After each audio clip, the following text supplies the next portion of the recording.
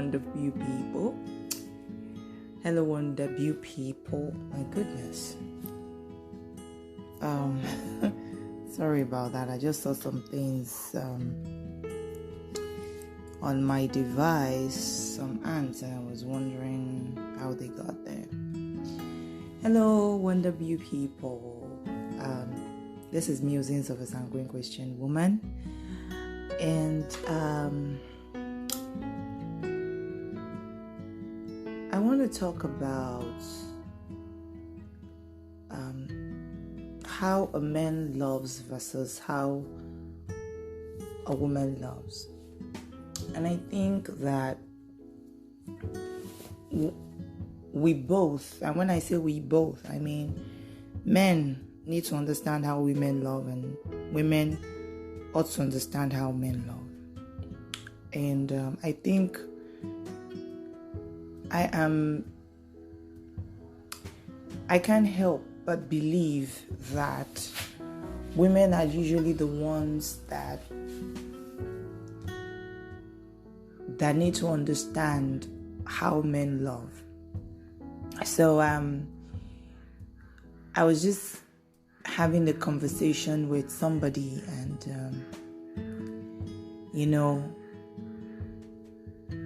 the need to just keep telling a man that they're loved. I think it's just a mindset that we women have, that our love would heal a man that is broken. It's funny how we always we're attracted to broken pieces sometimes, and we feel that we should fix them or something, and we feel that if we persevere, and we keep letting the person know that, the reason the person is that way is because they don't understand how much they're loved. You find some women who ignore all the red flags, all the warning signs, and they just chalk it up as, it is because he had been hurt. It's because he's not well. It's because he has been hurt, either emotionally or physically or even both. And so that's the red flags just get swept underneath. He's been hurt, and then you find a situation where some just condone abuse. It can be painful to watch for somebody who is looking in from the outside. And it's also ironic that the same people would not advise anybody else to be in their situation, right? So I was just thinking about,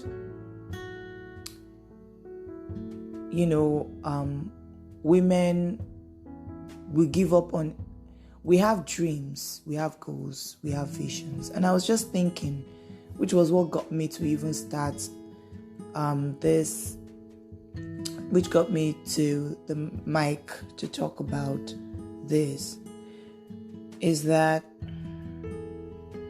I'm not going to give up my vision and my dreams on love and romance because I love someone. And what do I mean? For instance, I want to marry a man that loves me. Now, that is simple enough for anyone to understand, and even a lot of people will agree. But how many women end up marrying a man that loves them? A lot of them, maybe not a lot, but some. Let me just stick to some. Some would marry a man they love, hoping that he will love them. So in other words, they're giving up their dreams for the man they love. But a man could easily, I don't know how they do it, honestly. A man could easily marry a woman who loves him rather than a woman he loves. And the only way he would do that is if the woman he loves is not available or accessible to him. So if he cannot get to be with the woman he loves, he would settle for the woman that loves him. It now becomes a love triangle. Both of them might be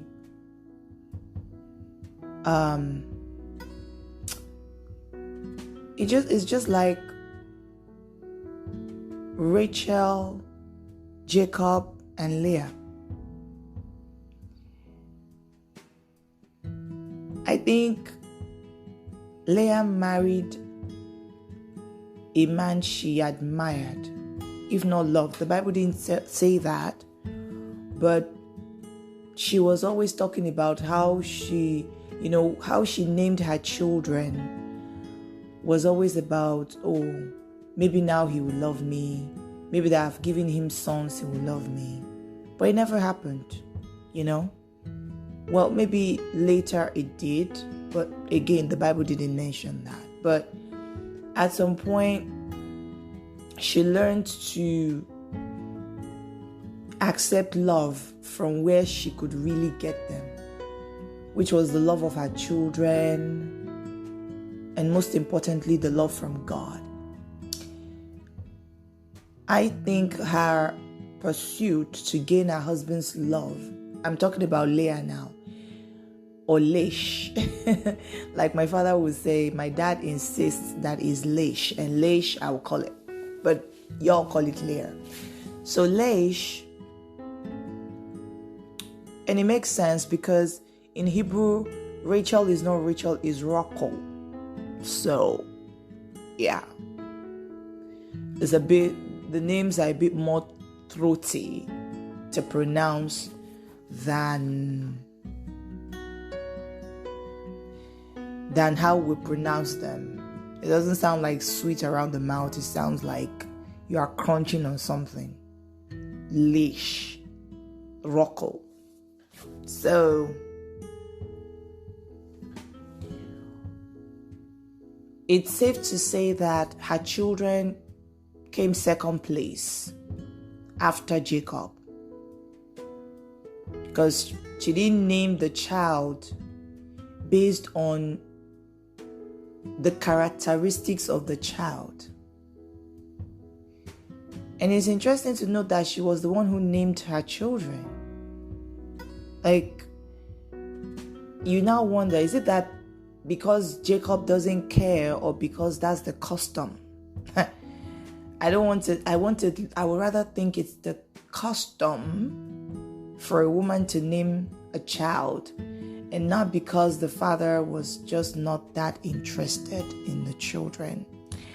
So, but who knows? In a situation where the man doesn't love a woman, you kind of wonder about a lot of things. And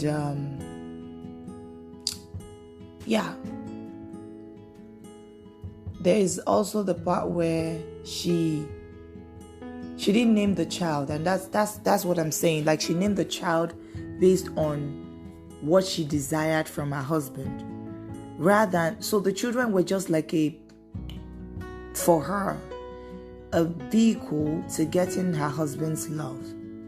Now, I'm not saying she doesn't love her children. She did, but they came rather second place, if not third place.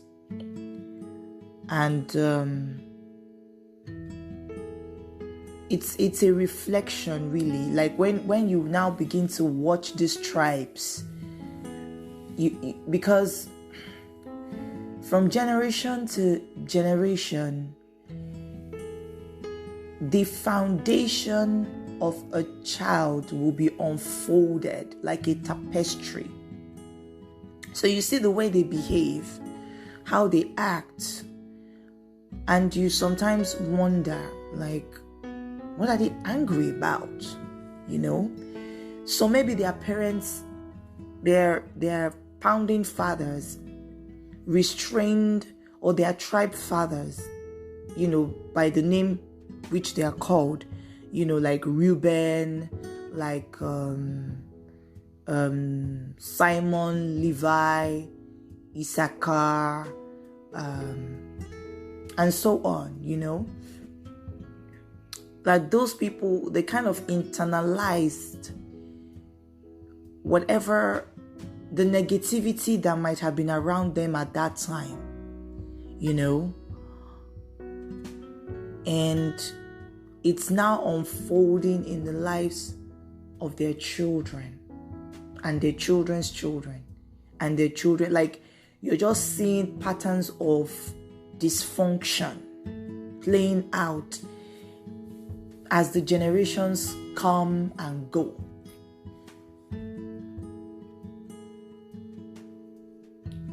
Like, the dysfunction was just there. You can't really say this tribe really, except the tribe that God has chosen. You can't say there is one tribe that could have actually excelled were the tribes that came from Joseph, like Ephraim and Manasseh. But of course, you have a situation where also their foundation has something to do with it. Who their mother was, where they were born, being mixed race, half Egyptian, half Hebrew, and being the descendants of a chief priest, so to speak, and a chief priest of, idols, and the father who loved God but was also serving in the land where idolatry was the major religion. So it was something else. I know I was talking about love and I digressed. And I'm just showing us how these things can just unfold from generation to generation. Like, it doesn't stop with you. It begins with you, but it doesn't stop with you. Right? You can decide. But then again, what you start doesn't stop with you. But what you inherit can stop with you. You can choose to either continue in that, or you can decide to begin a new legacy. So what I'm saying is it really worth it to give up on being loved because you love?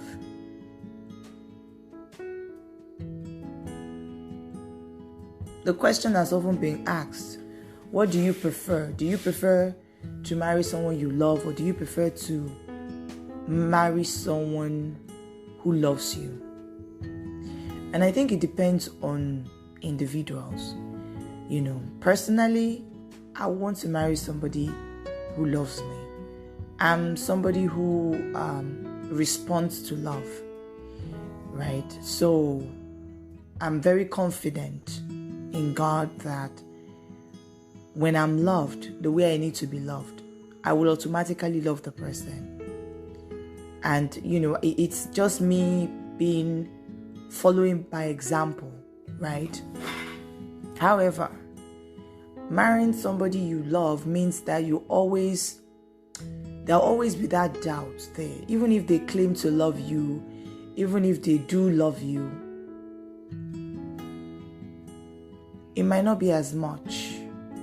And even if it is more, you always doubt, especially as a woman. You always have doubts. You always have doubts like, who does he love more? So even if you know you're being loved, you always come with the who does he love more will always come to mind. And then you are now unable to fully enjoy being loved because you know that there was somebody there in his heart before you, quote and unquote, won the trophy. And you know, when you look at the life of Laish and Rachel, neither of them won really. Not for long. Rachel got the husband first, but didn't get the love. Rachel had to wait to get a husband, even if she had the love. So she waited for 14 years before she could be with the man that loved her. Now, I said the man that loved her because I am just not sure if Rachel loved Jacob or Jacob. I'm not sure. You know, I think she's probably intrigued by the fact that the man loved her. That's what I think. And the reason I say that is, what impetus did she have to steal her father's idol? Like, how do you say you love someone but the God they serve is not enough for you? Like, note, she and Leah lived in the same house, they had the same father. Leah didn't steal any of the idols, and I think it's because she wanted to be everything. Like, she was completely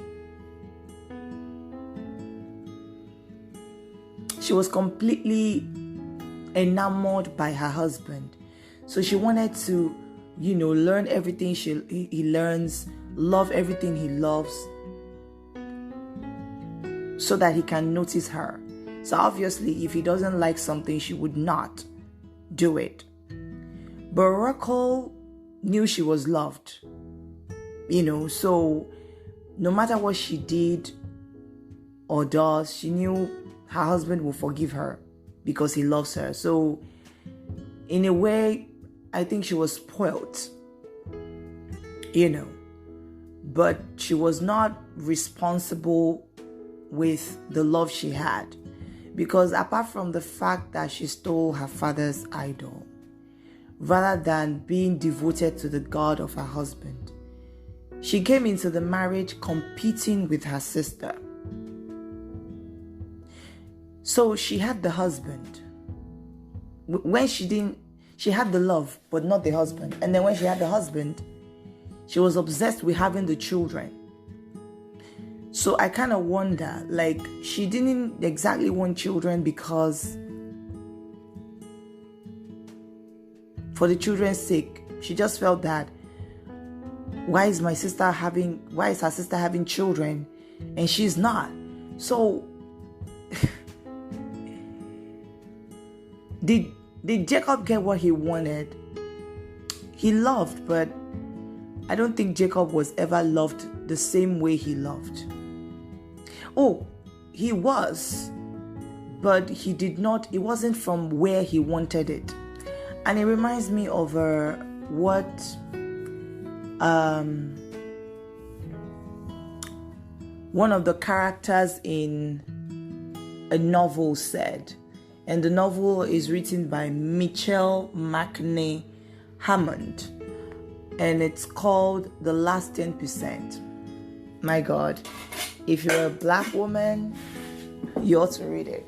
Or you're a Christian woman, you ought to read it. Like, it's just so poignant,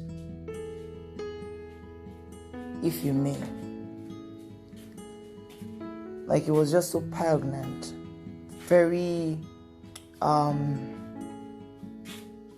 one of those things you read that is intriguing and thought-provoking at the same time. Like, it touched on a lot of issues that single women face who are Christians or who are good women generally. So, and in that novel, the character there was trying to come to terms, and her name is Tracy, by the way. So Tracy in that story was trying to come to terms with the fact that,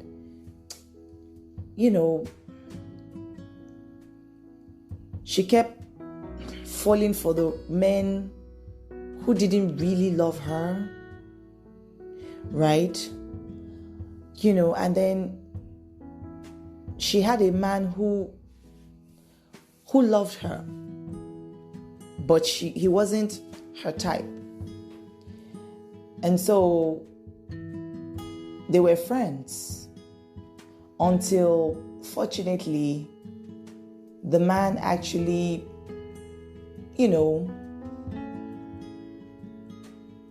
shall we say, fell out of love with her, and ended up loving somebody else for real. But they stayed friends. And although she didn't regret it, but she felt like, how wonderful would it be if she actually could love somebody that loved her in return? That she wouldn't face a lot of heartbreak. And so she said, she now wrote in her journal once that love is all right if you don't insist on where to put it. So sometimes we insist on where we want to get love from or where we want to put it. We insist that the person we love has to be the one that must love us. We don't think about us being loved as well. And we don't want to go through the process of unloving someone and learning to love the person who loves us. That was a journey that took Leish until like when she had her son Judah. But by that time, she just spent her time competing with her sister for her husband's attention. So when they had children, at some point, they decided to throw their mates into the game of having the whole attention of the man to themselves.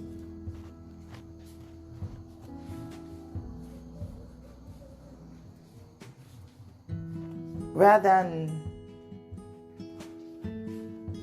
loving what they had and not trying to force it. I'm not saying I could do better in the situation, which is why I'm learning from it.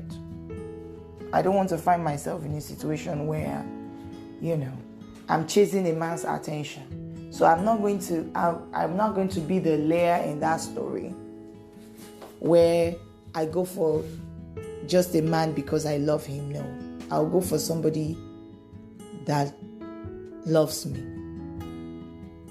And I will learn to be content with that.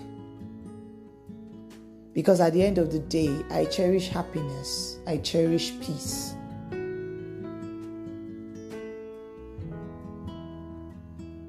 So I don't want to have to process. Like sometimes you choose the battles you fight. You can decide that the battle you want to fight is always doubting and wondering who your husband loves the most. Or you can decide that the battle you want to fight is learning to love the man that loves you. It's your choice, really. I just think one is more easier than the other. And the one I think is easier, that won't lead you into witchcraft. Because if your with a man you love that doesn't love you, you will battle envy, you will battle jealousy for whoever your husband loves. And those are the fundamentals of witchcraft: envy, jealousy. And then you'll be battling hatred on one side. And then you could get desperate enough to start using charms. Of course, they won't call it charms for you. You know, they will call it love potion, but they will call it something that is, you know, that is acceptable, that sounds nice to the ears, but at the same time, you know deep down that you're cheating, you're manipulating. So you begin to use things on the man to get him to love you, and only you. As it is for women, as women, we fight insecurities, emotional and mental insecurities, or rather psychological insecurities. Let's put it that way. We fight that almost on a monthly basis. It's a constant battle we fight. Psychological insecurities. So we need, more than anything else, what we need is a man that loves us. When you know that a man loves you, you don't throw another battle into the battles you're fighting. You know that you have somebody to count on. You know that you have the love of a man to count on. The love of a good man. So these are things that help you to climb out of the insecurities that you had been battling already. However, if you now begin to feel insecure about the love of a man, it just makes you a bit more toxic. And it just escalates the insecurity you have.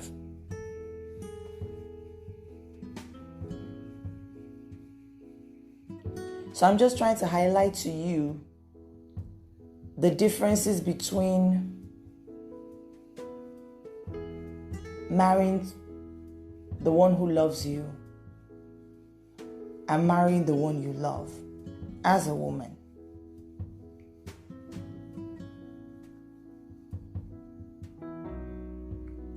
And of course, there is also the thing to consider that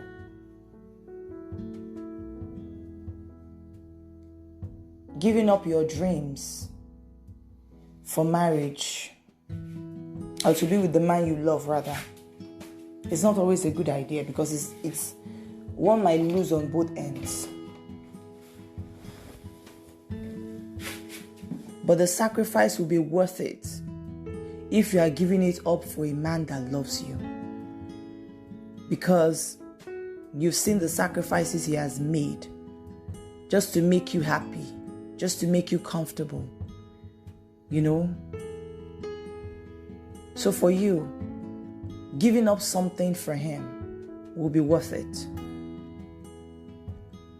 But giving up something for a person you love that doesn't love you the same way will be painful, because you know you will not get the same in return. So it's just like living in a world of pain where, you know you are not loved as much, but you think that is going to be fine, that's going to be okay.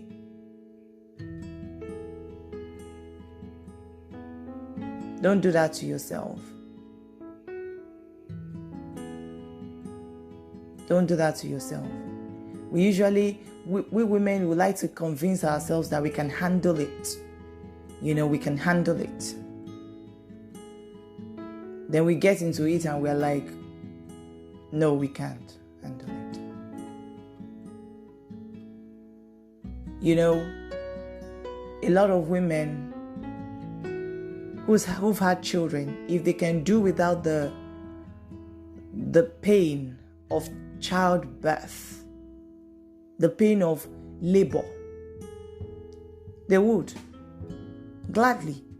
But at that point, they have no choice. They can't undo labor. They can't they can't say, you know what, they are no longer having this child again. They have gotten into it, they must see it through. They have no choice. You understand? And so they just ride it out and hoping and praying that they come out safely.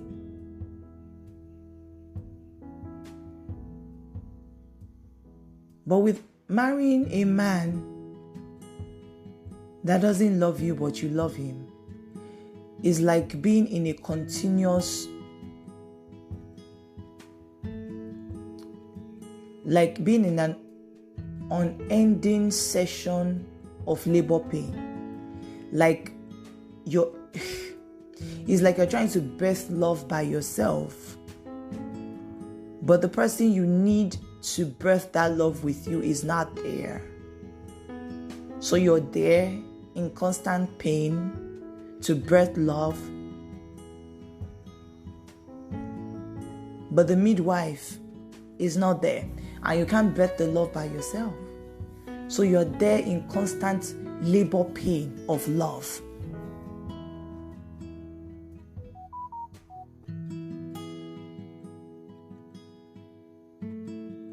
They're in constant labor pain of love.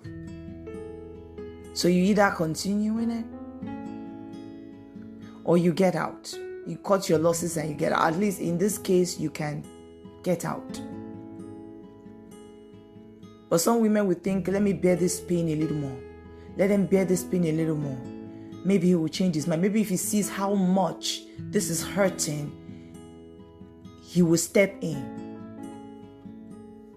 Well, for all the goodness he has, he might not. You know why? Because you're not part of his vision. And hardly ever. It's exceptional, really, to find a man who would give up his dreams, both romantic dreams and other dreams. For a woman, they love. How much more for a woman who they don't love, but they love the idea of being loved.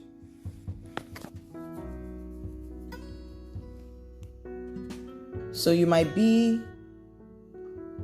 the man's dream fulfilled.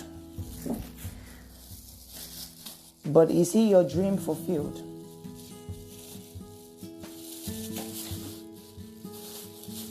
So these are things we have to think about when we are making decisions on love. Well,